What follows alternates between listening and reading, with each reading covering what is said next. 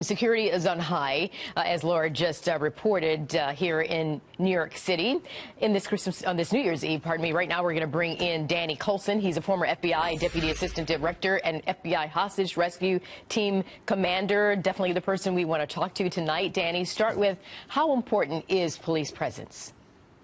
Oh my gosh, just the mere presence of what they have there, the dogs, the heavily armed police, that could deter anything happening there, because you have to remember, these people that would attack us want to be successful, and if they see that kind of presence, they may go someplace else or decide not to do it. So that New York City gets it right. They do a great job there. They're probably the best in the world at what they do, and I'm looking for a really good night for everybody that's going to celebrate our new year. Yeah, New York City is the best for sure. The police here are excellent. But, you know, New York City, as well as other cities, they're limiting vehicle access in and out of areas where citywide celebrations are taking place. How effective is this? Well, you know what? We have to look at security differently now than we did, say, even a year ago, where we have attacks by vehicles, we attack from the top, from the bottom.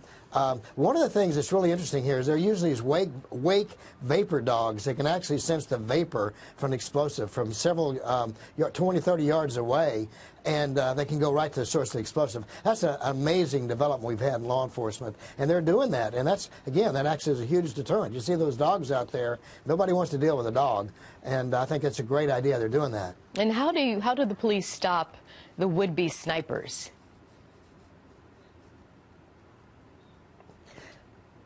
Well, basically, you cover all the bases. They have policemen inside hotels.